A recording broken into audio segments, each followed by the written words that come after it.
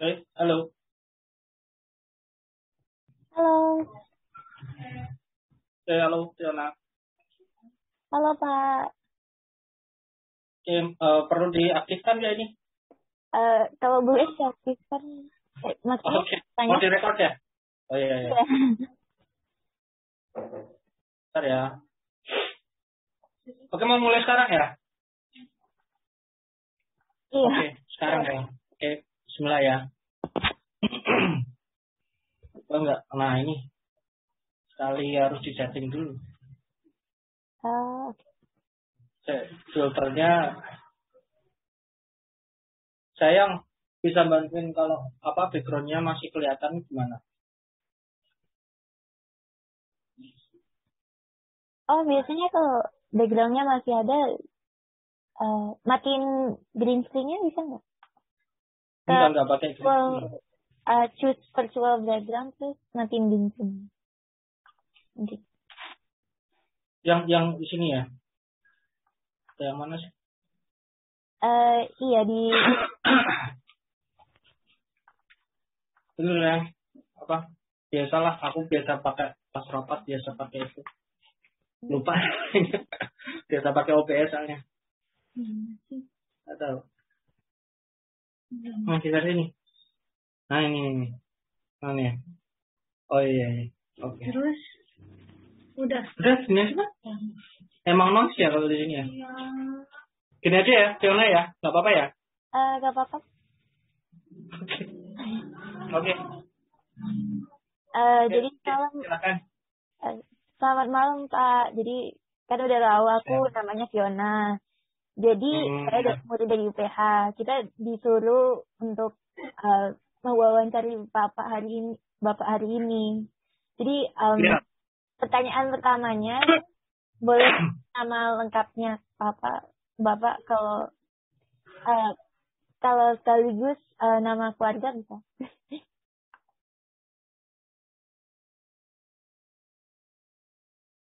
Kayak nyantai aja ya, Fiona ya. Kenapa? Nyantai aja ya. Iya, Oke. Jadi apa dari pertanyaannya? Nama ya? Nama sama apa? Kayak nama keluarga, kayak Nama keluarga. maaf, maksudnya kayak nama orang tua gitu. Oh. Nama orang tua harus gitu. Nama aku aja cukup ya? Nama orang tua takut terlalu personal ya. Nama aku aja ya? Nama orang tua Nggak apa-apa. masih dirahasiakan. Oke, nggak apa-apa. Oke ya. Oke, bismillah ya. Fiona, oke, salam kenal dulu. Jadi, ikut pertanyaan dulu aja deh. Jadi, nama lengkapnya itu sebenarnya panjang banget, Fiona. Oh. Ayub Hamdanu Budi Nurmana. Aku bantu tulis ya.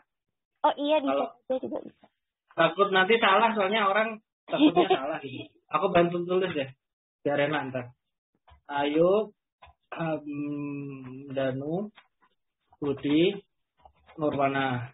Nah, tapi sejak memutuskan menjadi komikus kan harus pakai nama yang mudah diingat. Makanya langsung disingkat Ayub Nurmana. Kayak yang tadi di channel YouTube aku. Nah ini, Ayub Nurmana. Jadi ini sekaligus kalau dianggap nama pena juga nggak apa-apa. Ini kalau nama komikus, nama waktu workshop, pakainya ini. Tapi kalau di kantor ya pakainya nama lengkap nih, Ayub Hamdanu Budi Nurmana. Itu Mbak Fiona. Okay. Jadi kalau boleh tahu nama tempat dan tanggal lahirnya di mana, Kak? Nama tempat ya. Aku lahir di Madiun. Aku lahirnya di kota Madiun. Tapi besar sekolahnya dari bayi balita sampai sekarang dewasa di Semarang. Jadi di Madiun tuh cuma numpang lahir doang. Jadi lahir di Madiun tapi kayak apa? Iya, numpang lahir doang. Tanggalnya 21 Desember tahun 88. Nah, Jadi ketahuan umurnya berapa nih. Desember 21 Desember 88. 1988, Pak. Iya, 1988 dong. Masa 2008? 1988. Aduh. Nah, Jadi umurnya berapa sekarang, Pak? berarti aku udah bilang di chatting. Oh, Coba boleh. dicek aja di chatting. Ada tuh. Ada. Bisa. Oh, oke. Apa? Tangerang. Apa? Tadi udah bilang dari UPH. Oke. Next. Gimana? Fiona? Next, sekarang tempat kerja atau okupasinya apa, Pak? Ini muridnya Pak Rudi sayang. Pak Rudi itu. Tempat kerja ya? Iya. Tempat kerja. Jadi karena apa ya? Dikit cerita lah. Jadi komikus itu kan dibagi dua ya. Komikus dengan penerbit dan komikus freelance. Nah, kalau komikus penerbit itu penghasilannya dia tiap 6 bulan sekali dari royalti. Jadi dalam produksi dia butuh pemasukan. Biasanya komikus. Nah, saya masuk kategori komikus penerbit dengan penerbit, bekerja sama dengan penerbit. Jadi mau nggak mau harus ada side job. Jadi harus ada pekerjaan double. Nah, selain jadi komikus, selain jadi full time komikus, aku juga sebagai seorang dosen ngajar di sebuah universitas Telkom. Nah, nanti dicari di Google nih, ada nih profilnya Universitas Telkom Semarang. Jadi dosen ngajarin apa, Pak? Nah, aku tuh tipe orang yang susah ngajar di luar bidang desain komunikasi visual ya. Jadi waktu ngajar juga nggak jauh-jauh dari komik, nggak jauh-jauh dari ilustrasi, nggak jauh-jauh dari animasi. Animasinya 2 dimensi. Sama menggambar. Ada juga Nirmana. Tahu Nirmana nggak? Nirmana? Itu apa? Pak? Kamu apa? SMA ya, bukan SMK ya? SMA. SMK atau SMA? SMA.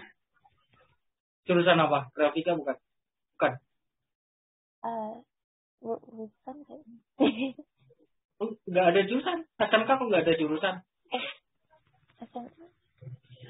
Apa jurusannya? Ada. Jelasinnya dikit susah sih, Pak. Habis jurusannya dalam bahasa Inggris. Oke, itu bahasa Inggris. Berarti ya, bahasa kali ya. Ya, inilah pokoknya ya. Jadi kurang lebih ngajarnya nggak jauh-jauh dari dunia gambar sih. Nggak jauh-jauh dari itu. Ngajarnya juga sama. Jadi tetap kompeten lah di bidangnya. Nggak jauh-jauh. Itu, Fiona. Oke. Kakak boleh ceritain nggak sejak umur berapa kakak jadi ingin menggambar gitu? Kalau suka gambarnya sendiri udah dari kecil, dari balita, gambar di tembok, gambar truk di tembok, gambar bis di tembok. Karena waktu kecil tuh aku tuh susah makan. Terus eyang kakung ya, kakek itu sambil apa istilahnya ya, sambil nyuapin makanan itu biar aku doyan makan tuh sambil digambarin gitu. Jadi mungkin dari pengalaman itu suka gambar, hanya dari bayi kasih gambar, balita suka gambar, SD suka gambar, SMP suka gambar. Nah, mulai serius waktu SMA. SMA baru tahu ternyata ada istilah profesi komikus, animator. Nah, kemudian baru serius, bener-bener serius. Itu masih proses belajar ya. Kemudian mulai terjun di dunia profesional itu 2008 waktu kuliah. Kebetulan ada kelas aku itu komikus profesional yang biasa ngerjain proyek komik Amerika, komik Afrika, pokoknya proyek komik luar negeri lah. Nah, sebenarnya di Indonesia itu banyak banget studio komik yang ngerjain proyek-proyek luar. Nah kalau di Semarang nama studionya Papillon Studio. Ya, nah nanti kerekord kan, nah nanti di replace ya.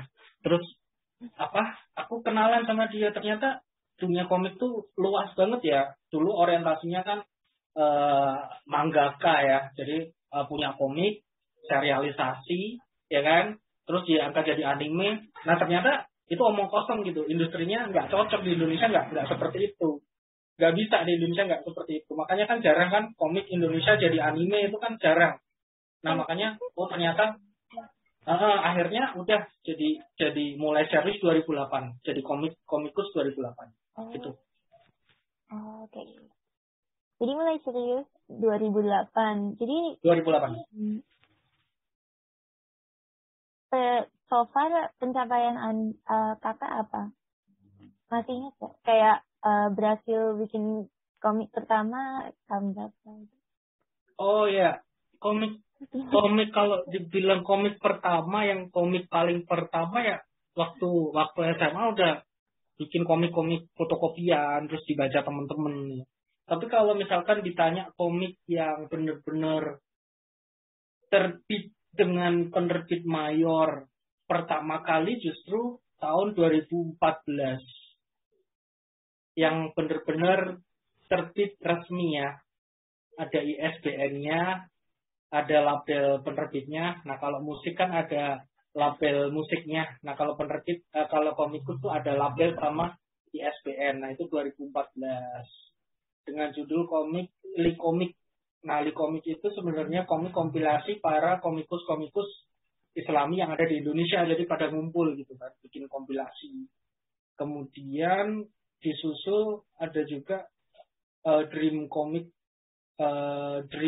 apa gitu. Pokoknya di Gramedia adalah, terbit di Gramedia semua itu. Kemudian disusul 2017 sampai sekarang bikin serial Ultimate Glad. Nah, Ultimate Glad itu diterbitkan dua penerbit yang berbeda. Ada Zeta Mind sama yang sekarang Ihsan. Nah, jadi ada dua penerbit sih. Jadi dua versi gitu. Ada banyak versi, jadi Ultimate Glad itu banyak versinya gitu. Nah, sebenarnya dari 2008 tuh sudah pernah nerbitin Ultimate Glad tapi masih indie gitu.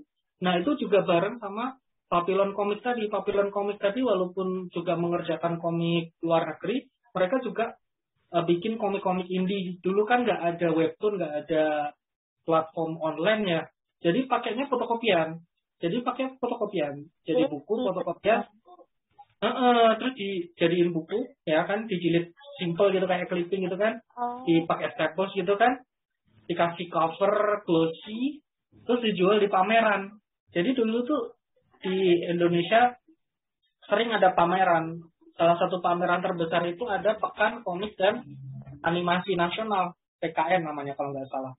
Nah sekarang udah nggak ada. Nah kalau sekarang event-eventnya yang sering kayak di Jepangan, Kagamatsuri, Bunkasai di kampus. Kalau di Semarang ada Udinus, ada Undip yang sering ngadain itu kan. Yang paling sering Undip sama Udinus kalau di Semarang ya. Nah, jadi event-event seperti itu. Bahkan komik-komik dari Bandung, dari Jakarta datang ke Semarang kalau ada event-event kayak gitu. Sampai sekarang juga. Tapi semenjak Corona udah online semua, jadi jualannya online semua. Oke, gitu Fiona. Ada lagi yang mau ditanya? Terlalu cepet gak sih namanya? Terlalu cepet ya? Gak apa-apa ya? Kan direkam jadi bisa bilang. Oke. Jadi kakak background sekolahnya kayak gimana kak? Kayak SD-nya gimana? Background apa? Background sekolah kayak SD-nya, SMP-nya? Akademik. Iya. Sebenarnya aku lulusan jurusan S1 Desain Komunikasi Visual. Dan alhamdulillah waktu ngelamar jadi dosen itu ditawarin kuliah S2 kan sama kampus, sama instansi, jadi sempat ngambil S2 Magister Desain, jadi masih linear sama DKV, Desain Komunikasi Visual atau DKV masih linear kelanjutannya. Tetapi sebenarnya semua ilmu komik, ilmu animasi dalam dunia kampus itu sebenarnya ibarat kalau kita latihan renang, ya, itu masih renang di permukaan gitu. Nggak akan bisa renang sampai dalam. Nah, sebenarnya 90% ilmu komik animasi itu pengalaman dari saya bergaul sama teman-teman di industri kreatif. Termasuk salah satunya di Papillon Studio. Jadi saya waktu muda, ya waktu sebelum ngantor, sebelum nikah itu sering main ke studio-studio komik animasi di seluruh Indonesia. Kadang main ke Jogja, kadang main ke Jakarta, ya, main sendirian gitu, aneh gitu. Cuma niatnya belajar gitu sama teman-teman. Terus belajar ya sering kontak chatting dari messenger dari sama teman-teman komikus nasional yang lain. Termasuk kalau kamu kenal Mas Is Yuniarto ya. Nah itu sempet chatting tuh. Is Yuniarto yang bikin Garudayana sama Green Legend itu kenal nggak? Nah itu juga komik atau kayak dia bikin? Is Yuniarto termasuk terkenal loh, yang bikin komik yang udah kerja sama Disney, Marvel, yang bikin wayang. Nah tapi anehnya setelah aku jadi komikus aku chatting nggak bales, nggak tahu kenapa. Jadi dia hanya melayani fans kayaknya, tidak melayani komikus. Nggak tahu ya. Nah, ya itu sering belajar sama teman-teman komikus sesama animator. Nah, itu yang 90% ilmunya di situ. Terus aku juga kalau ditanya background akademisnya dari kuliah seperti itu, tapi yang benar-benar melatih sama teman-teman, sama aku sempet beberapa kali jadi animator di studio. Jadi animator di studio. Jadi memang pernah ngerjain proyek-proyek animasi. Nah, kalau kamu tahu animasi Diva yang kayak Dora the Explorer, nah itu aku sempat ngerjain komik itu yang edukasi anak itu kan, yang alfabet, huruf, terus mengenal sekitar gitu kan, yang buat anak-anak. Aku sempat ngerjain proyek itu Diva. Itu Fiona, terpuaskan nggak jawabannya? Ya sih Kak, tapi sebelum kuliah boleh tahu nggak soalnya gimana kayak SD? SD, aku SD swasta biasa sih, SD swasta Muhammadiyah 08, SMP SMA negeri. Yang bener-bener belajar desain yang mulai dari kuliah. Aku juga nyesel tuh, kenapa dulu aku nggak ke SMK. Dulu kan nggak tahu tuh, wawasannya cupu ya. Tapi nyesel gitu, nggak ada yang arahin. Harusnya aku dari SMK gitu. Harusnya SMK Grafika. Pengen banget ke SMK Grafika. Kenapa dulu nggak ke SMK? Kalau ke SMK, wow, itu udah sukses dari kemarin harusnya. Oh, itu kayak SMA gitu ya, Kak? Atau? Ya, SMA kan umum pelajarannya. Pelajaran fisika, kimia, cuma gitu doang. Tapi kalau SMK kan spesifik, langsung ke komik atau ke animasi. Nah, itu. Makanya pelampiasannya waktu setelah lulus kuliah 2012, langsung aku temenin kenalan sama orang-orang SMK Grafika. Aku kenalin semua, kenal deket gitu. Kurikulumnya apa, pelajarannya apa, aku pelajarin semua. Jadi banyak belajar lah pokoknya. Jadi nggak cuma belajar di kampus sih, belajar sama teman-teman SMK Grafika di Semarang, ada SMK Grafika 11. Tuh aku belajar sama mereka, terus teman-teman komikus belajar terus. Jadi kadang di rumah tuh cuma tidur malam gitu, pulang tidur, jadi banyak di luar kadang. Ya masa mudanya banyak belajar sih. Gitu Fiona. Ada kurang ya? Enggak apa-apa, tanya aja. Nyantai aja. Gimana?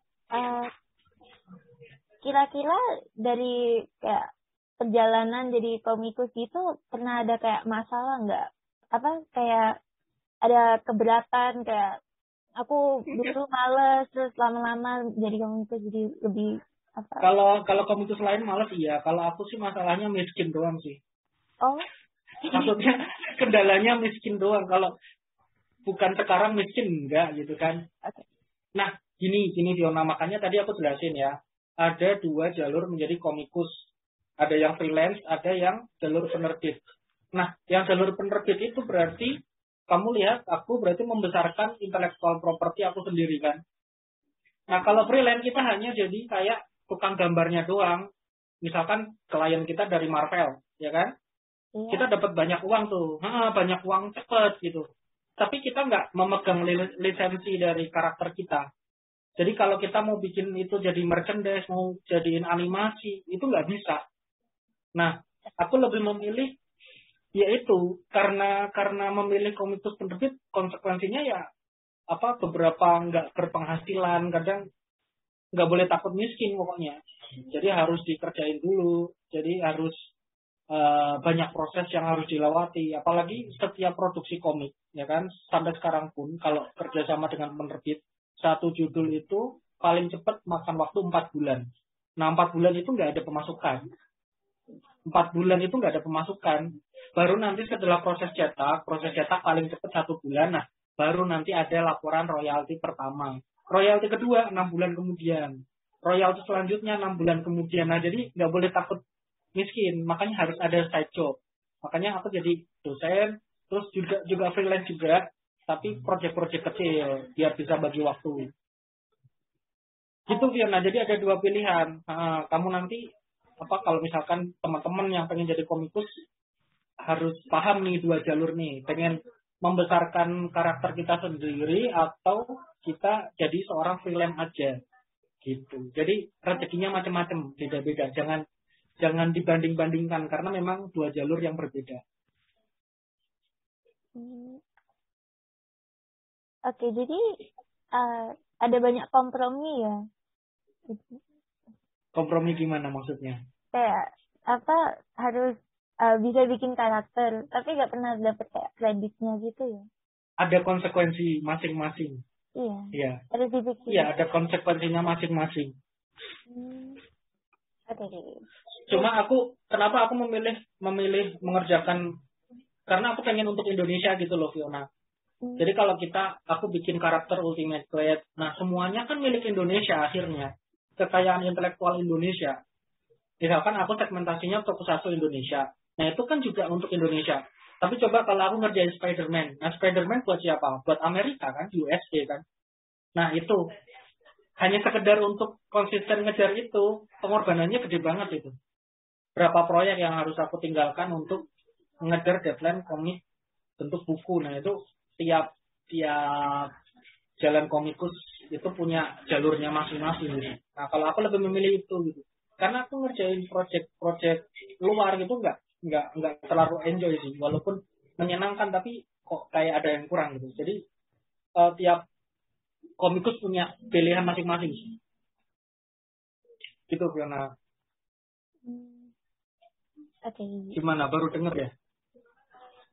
Kayaknya kayaknya lebih ngerti. Jadi kakak bisa kayak memberikan sarana atau pesan kepada adik-adik gitu, kayak ya kayak pesan kayak dari kalau pesan ya, kalau aku sih ya pesan dari aku pribadi ya, dari pengalamanku ya. Jadi aku saranin sih jangan cuma ngejar proyek luar negeri ya, karena di Indonesia tuh masih lebih butuh lebih lagi banyak intellectual property yang harus diperjuangkan, ya kan? Contoh sekarang yang udah mulai bangun dari tidur panjangnya kan Bumi Langit ya, seperti mereka udah bangun lagi Si Buta dari Gua Hantu, Gundala, kemudian Laba-Laba Merah, Sri Asih. Nah ini yang lagi dikerjakan Sri Asih, ada Godam. Nah saya berharap untuk komikus-komikus muda yang lain nanti lebih banyak berkarya untuk Indonesia. Jadi harus balance gitu antara proyek luarnya sama proyek bukunya, atau dalam bahasa industri komiknya tuh memperjuangkan kekayaan intelektual dalam negeri lah intinya. Nah kalau aku kan segmentasinya tokusatsu, ya udah bentuknya memang adaptasi Jepang juga, tapi itu untuk Indonesia. Nah mungkin teman-teman ada yang penerusnya X Junior atau bikin segmentasinya wayang, dibikin modern atau gimana. Terus atau ada yang segmentasinya cerita rakyat. Nah banyak sebenarnya yang harus kita perjuangkan gitu. hanya untuk satu segmentasi aja itu butuh perjuangan yang luar biasa. Jadi secara nggak langsung antara komikus satu dengan komikus yang lain itu harus bekerja sama untuk sama-sama memajukan kekayaan intelektual dalam negeri. Nah, harapan aku sih itu. Itu yang paling penting. Kemudian harapan aku gini, Fiona. Jadi untuk menjadi Indonesia yang maju industri komiknya ya. Kita belajar dari Jepang, dari Amerika, bahkan tetangga kita sekarang Malaysia, ya itu sudah mulai mempraktekkan bagaimana majunya industri di Jepang dan Amerika. Jadi ada kurang lebih ada 4 pilar yang harus kerjasama.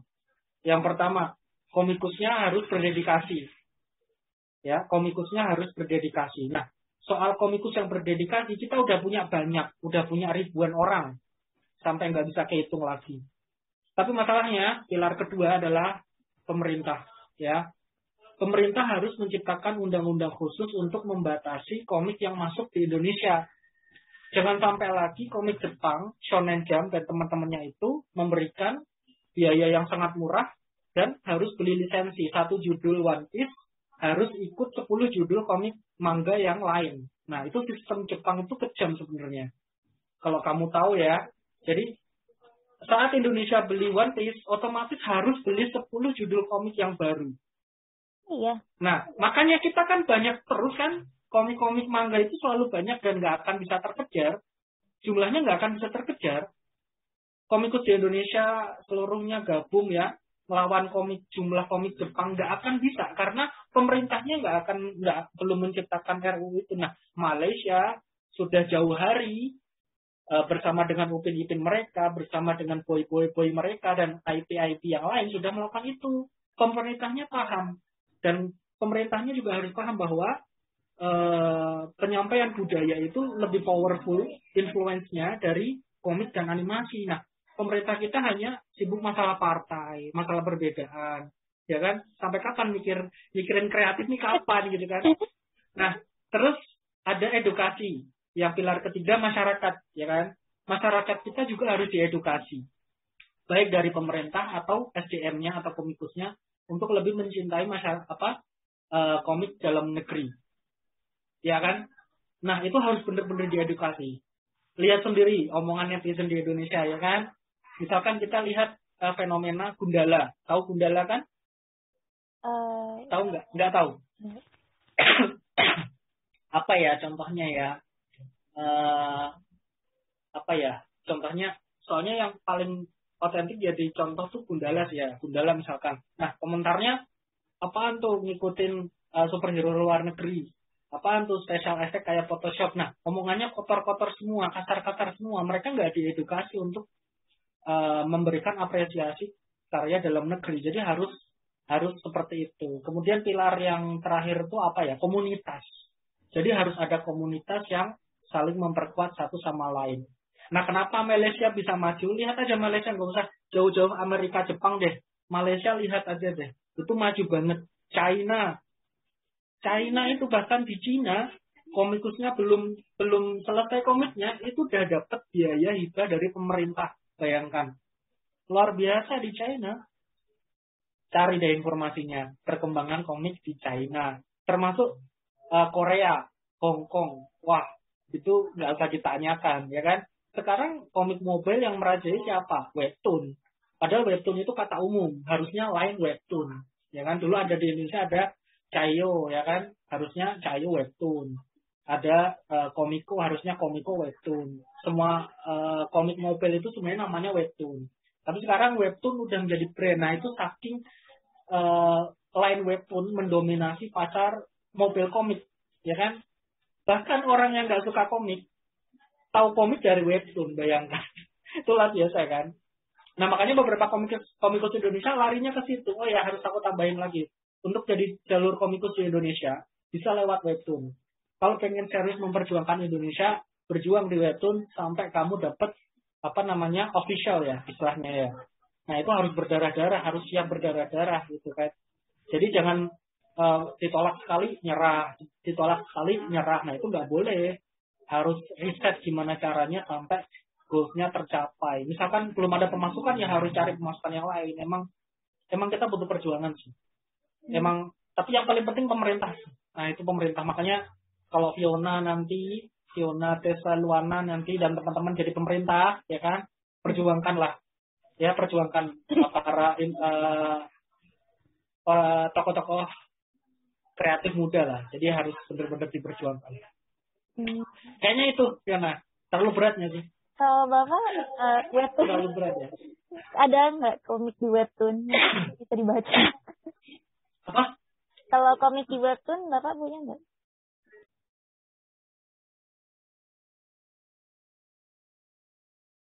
Apa? Komik webtoon, kenapa? Bapak pernah bikin komik di webtoon nggak?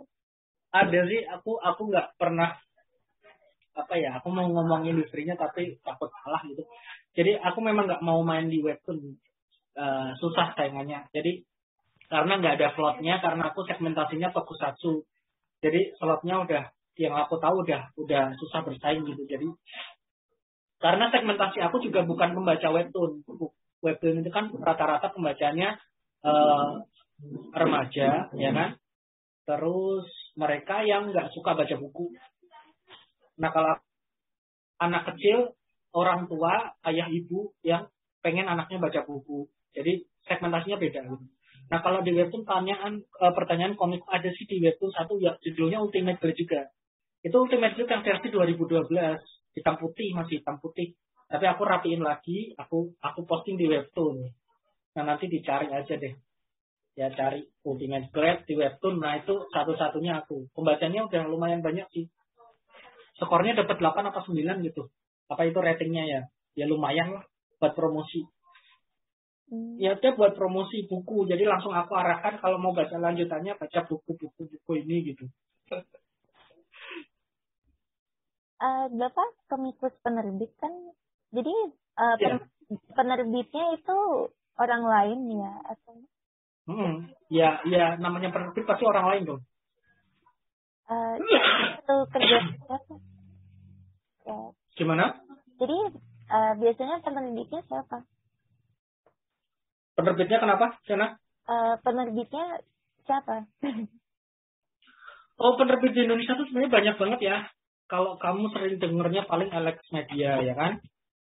Sebenarnya di Indonesia tuh ada banyak. Ada Mizan. Nah, Mizan divisinya juga banyak. Ada Dar. Ada kecil-kecil punya karya dan lain-lain. Nah, kalau aku pakai penerbit yang pertama Al-Kausar. Ada Zetamind, ada Ihsan Media. Oh ya. Dulu juga pernah pakai Visi Mandiri. Banyak sih. Terus apa lagi ya? Visi Mandiri sama apa gitu, lupa gitu. Jadi kalau yang atas nama aku ya, yang nama aku berarti pakainya ada 5 penerbit kayaknya. Aku pernah kerja sama dengan 5 penerbit. Al-Kausar, Zetamind, Ihsan Media, Visi Mandiri ini yang aku inget nih. Kayaknya ada satu lagi lupa namanya. Jadi di Indonesia itu setelah para penerbit tahu bahwa segmentasi komik di Indonesia itu semakin luas, banyak banget penerbit-penerbit mayor atau penerbit indie yang membangun penerbit dan mereka masing-masing punya segmentasinya ya. Yang mayor itu biasanya mereka jual sampai di toko buku. Tapi kalau yang indie itu biasanya mereka jual secara online. Jadi mereka udah punya reseller khusus gitu. Jadi beda pasarnya, bukan berarti nggak laku ya. Jadi segmentasinya bukan berarti yang nggak dijual di toko buku itu nggak laku, belum tentu. Karena beberapa komikus di Indonesia, kalau di Indonesia itu menjadikan komik yang terbit di Gramedia, di toko buku Gramedia itu hanya jadi batu loncatan loh. Mereka kalau sudah punya penggemar yang loyal, mereka cetak sendiri. Jadi tanpa penerbit, istilahnya self-publishing. Mereka cetak sendiri. Nah, asal Fiona tahu, 1 kali proses produksi komik untuk cetak 1.000 sampai 3.000 itu biayanya belasan juta rupiah. Jadi mereka menggelontorkan dana belasan juta rupiah, mereka jual sendiri, ya kan? dan 100% keuntungannya buat mereka. Jadi teman-teman saya yang Fiona tahu ya, jadi penghasilan komikus di Indonesia itu kalau udah punya segmentasi yang luas bisa sampai ratusan juta rupiah per bulan. Nah kalau aku masih belasan juta, tapi kan belum pasti tuh tiap 6 bulan tuh angkanya segitu. Tapi kalau yang sudah umur 40-an tahun, yang udah senior, mereka udah punya pasar, itu bisa sampai ratusan juta dari komik. Nah makanya apapun passion kita harus geluti serius mungkin gitu. Ya kan, kalau kita nggak serius, kita nggak akan pernah nyampe di tujuannya gitu, Fiona. Apapun passion kita gitu. Karena kalau kamu belajar entrepreneur ya, karena komikus juga masuk entrepreneur ya, untuk bisa mencapai keberhasilan itu average kita harus struggle selama 10 tahun kan. Ya kan? Dulu aku berjuang dari 2012, katakan 2012. Nah, baru menghasilkan 2014. Itu dari benar-benar menghasilkan uang ya. Bukan sekedar populer terkenal. Kalau populer terkenal masuk koran udah biasa, masuk televisi ya setidaknya pernah gitu. Tapi yang dikejar di Indonesia nggak kayak gitu. Percuma terkenal tapi nggak ada profitnya kan, sayang gitu. Jadi bagaimana kita bisa survive ya kan dengan profit itu harus istiqomah lah ya, setidaknya 10 tahun. Ya kalau ada yang 5 tahun dapat keberkahan ya itu luar biasa. Ya nggak salah juga. Rata-rata 10 tahun. Bisa lebih lambat atau bisa lebih cepat. Gitu ya. Talk too much ya. Kebanyakan ngomong nggak? Nggak ya. Wawancara banyak. Oke, terlalu banyak ya. Bentar. Jadi kalau apa yang membuat Bapak suka menjadi komikus? Oh gitu. Nah Iya. ini jawabannya menarik sih sebenarnya. Dari kecil aku suka bercerita lewat gambar gitu. Oh. Jadi kalau zaman aku waktu kecil itu hari Minggu itu acara televisi itu dari pagi sampai sore itu full untuk anak-anak ya. Ada animasi, ada tokusatsu, ada yang khusus buat anak-anak. Nah, terus aku berpikir kenapa aku nggak bikin cerita sendiri gitu. Jadi tempat aku berpikir pengen jadi dalang gitu, bercerita dengan wayang gitu. Tapi wayang itu kan bukan karya bikinan aku sendiri. Aku pengen bikin bercerita dengan karakter aku sendiri. Nah, salah satu medianya kalau nggak animasi, komik, aku mikirnya gitu. Makanya aku belajar, pertama tuh sebelum belajar komik, aku belajar animasi dulu. Ya kan? Tapi bikin animasi itu kalau dikerjain satu orang kok kayaknya tipes gitu kan. Bisa kena hepatitis kalau lembur terus. Jadi lebih memilih menjadi seorang komikus yang sekiranya bisa dikerjakan oleh satu orang dan modalnya kecil. Ya kan? Ya, sebenarnya nggak kecil sih, waktu itu luar biasa ya. Kalau diuangkan bisa ratusan juta juga kalau korban waktu bertahun-tahun ya. Nah tapi setidaknya bisa terhandle gitu kan satu orang. Karena nggak semua orang itu bisa nyaman dalam kerjasama, bukan berarti aku antisosial, enggak gitu kan. Cuma lebih suka ibaratnya kadang memposisikan sebuah profesi komikus itu sebagai seniman gitu, bercerita dengan 100% dari ide cerita, pengembangan cerita dari aku gitu, karakter dari aku, dan bisa diterima oleh pembaca. Nah itu suatu kebahagiaan yang luar biasa gitu. Selain dari profit uangnya juga itu kebahagiaan yang selama ini saya cari gitu. Ternyata sekedar untuk diterima pembaca aja ternyata nggak gampang lah. Itu perjuangan. Ganti-ganti judul lah, ganti-ganti formula lah. Dulu pernah tes pasar itu dengan kehidupan pribadi saya dibikin komedi gitu. Nah, di 2014 gitu. Dan bentuk komiknya tuh gratis di Facebook. Kan dulu sering ya, banyak komik Facebook ya. Nah, dari itu juga termasuk bikin aku mulai dikenal sebagai komikus. Makanya mulai bermain dengan segmentasi yang serius ke arah segmented ke tokusatsu. Jadi berawal pengen bertahan jadi komikus karena suka bercerita dengan gambar, dengan teks gitu kan. Karena komikus tuh sebenarnya gabungan dari seni melukis dan seni sastra ya. Kalau kita nggak bisa berdialog dengan baik, nggak bisa menulis dengan baik ya, pembaca anak-anak dewasa belum tentu semua bisa paham. Jadi kebahagiaannya di situ, bisa bercerita gitu Fiona. Kurang lebih seperti itu. Oke, terima kasih Pak. Ya, sama-sama. Udah? Ada lagi nggak? Nyantai aja. Harusnya sih udah sih, tapi tadi kalau boleh tanya lagi itu tadi Bapak jadi dosen ngajarin animasi atau cuman sama menggambar atau apa? Ya, semuanya. Kan mata kuliahnya banyak. Kan satu dosen ngajar beberapa mata kuliah. Beda kayak SMA. Dosen tuh bisa ngajar beberapa mata kuliah. Lebih sibuk dosen lah pokoknya daripada guru. Tadi lahir, cuman konfirmasi dikit ya Pak. Jadi lahirnya di Madiun, tapi tapi kalau nggak salah pindah ya. Iya, pindah mulai umur berapa sih? Ya anggaplah mulai 5 tahun lah, mulai 5 tahun, 3 atau 4 tahun lah pindah ke Semarang. Jadi mulai TK di Semarang. Jadi sampai sekarang masih di Semarang ya Pak? Sekarang di Semarang, dulu magister sempat di Bandung, 3 tahun lah ya, 3 tahun di Bandung. Sekarang di Semarang lagi. Emang pengen di Semarang. Aku orangnya males di Jakarta gitu, males. Di luar kota gitu males. Mending di kota sendiri gitu. Bukan berarti nggak suka merantau, enggak gitu kan. Karena kalau zaman sekarang online mau kerja di Jakarta atau dimanapun, kalau kita udah punya ladangnya sendiri gitu kan, sama aja lah. Daripada hidup di Jakarta udah sumpek ya kan, orangnya banyak gitu kan, polusi lagi kan. Itu jadi nggak enak, bukan bermaksud ya. Soalnya aku pernah ke Jakarta beberapa hari itu nggak kuat dia, beneran nggak tahu deh. Waktu subuh itu kayak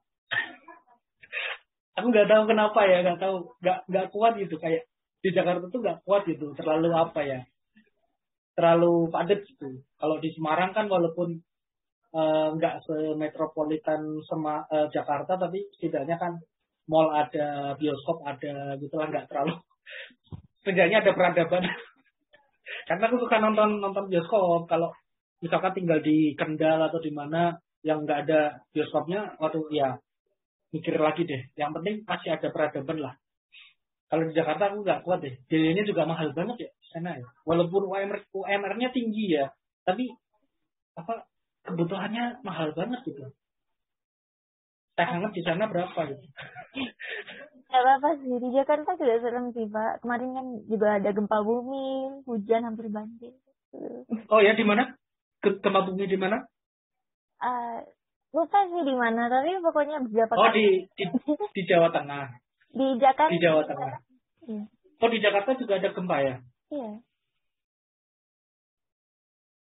Jadi. Oke. Jadi ada lagi? Bapak belajar animasi di mana? Atau kalau belajar komik animasi semua dari kuliah sama dari belajar sama temen, intinya gitu. Kuliahnya juga ada, karena mata kuliah komik itu ada, mata kuliah komik itu ada. Ya kan, mata kuliah komik itu ada, mata kuliah animasi juga ada. Jadi di kuliahnya belajar, di sama teman-teman komikus juga belajar gitu. Belajar apa? Kuliahnya di mana tadi? Emang tadi belum cerita sih. Iya, Universitas Dian Nuswantoro Semarang. Ini S1-nya, S2-nya di Magister Desain Unikom Bandung. S2-nya aku di Bandung, S1 di Semarang. Sebenarnya aku S1 tuh pengen di Jogja, pengen di Stimik Amikom. Ya, tapi waktu itu karena namanya masih kuliah ya, mungkin orang tua belum bisa membiayai kalau di luar kota kan, makanya lebih milih di Semarang. Sebenarnya pengen banget di Amikom. Amikom itu kan sekarang yang bikin animasi The Battle of Surabaya. Nah, itu yang bikin Amikom. Nah, bayangkan kalau dulu aku sekolahnya SMK, terus kuliahnya di Amikom. Wah, relasiku udah banyak dan kemampuanku mungkin udah lebih kaya mungkin alam ya. Tapi ya mungkin takdirnya seperti ini, ya udah harus disyukuri, memang harus seperti ini gitu. Oke. Gitu ya. Nah, jadi peran edukasi orang tua itu penting ya. Dulu aku sebenarnya sempat pindah jurusan. S1 itu aku di teknik informatika, tapi aku komunikasi sama bapak aku, ya. Pak, aku passionnya di desain. Aku harus pindah jurusan. Aku pengen passionnya di sini, aku pengen serius, apapun konsekuensinya aku ambil gitu. Makanya sampai sekarang fokusnya di sini, nggak mundur-mundur lagi. Gitu. Karena masalahnya itu orang tua tuh harus benar-benar paham gitu. Jadi harus dikomunikasikan masalah jurusan. Gitu ya. Jadi Ada lagi nggak? Menurut Bapak lebih bagus itu kayak animasi yang 2D atau 3D? Kalau sekarang kan pasarnya 3D. Iya. Mending fokus ke 3D aja. Iya. Aku sih realistis aja ya. Kalau industri 3D. Tapi kalau kamu pengen bikin konten untuk YouTube, untuk tujuannya monetize, ya kamu boleh 2 dimensi juga boleh. Tetapi terakhir kemarin Bukalapak ya. Bukalapak itu pakai animasi 2D loh, 2 dimensi ya. Yang model kayak gambarnya kayak Disney klasik. Coba deh. Iklan Bukalapak ya. Yang nah, itu itu katanya yang bikin, kayak ada. itu yang bikin temanku juga. Jadi teman-temanku itu proyeknya tuh udah gede-gede gitu. Kamu tahu yang bikin komik Batman DC dan Marvel itu juga beberapa teman-temanku juga. Jadi tergantung pilihan orang tuh mau ke industri yang luar negeri, ke industri studio atau kalau aku lebih pengen ke seniman gitu loh, pengen bikin sendiri gitu. Jadi pengen karakternya punya aku sendiri gitu. Sampai tua itu jadi hari tua aku, biaya hari tua aku gitu. Harapanku sih gitu. Ya kan namanya juga usaha ya, orang beda-beda. Gitu ya, Sion. Oke ya. Ya, gitu ya. Ada lagi? Kayaknya udah sih, Pak. Makasih. Udah ya? Oke ya. Bantuin ini. Ya. Oke, terima kasih lagi ya, Pak. Ya. Terus kalau nanti aku perlu bantuan kayak dari komunitas, boleh tanya Bapak? Boleh. Okay. Boleh. Jangan lupa di subscribe sama di follow ya Instagramku ya. Yo. Instagramnya di mana? Belum dapat tadi. Instagramnya apa ya tadi? Ultimate_blade. Oh. Nah ini silakan di follow. Itu banyak, ada tutorial komik juga di situ. Ada karya-karya gratis aku juga di situ. Ada promosinya, ada animasi gratisnya. Hampir sama kayak di YouTube sih, tapi lebih fokus ke Ultimate Blade-nya. Jadi kalau teman-teman pengen lebih kenal ke Ultimate Blade ya ke Instagram. Tapi kalau lebih ke karya, tutorial, animasi, terus hal-hal yang menarik berkaitan dengan Ayub Nurmana, tapi dengan karya ya, berkaitan dengan karya ada di YouTube. YouTube tuh umum. Nah, kalau Ultimate Lab tuh spesifik gitu. Jadi jangan lupa di follow, terus animasinya ditonton semua, di komen, di like, di share. Nah, itu berarti banget buat aku, sangat berarti. Ya. Oke, makasih. Oke, gitu ya. Oke ya. Bisa live ya. Iya, boleh, Pak. Oke. Ya, makasih ya.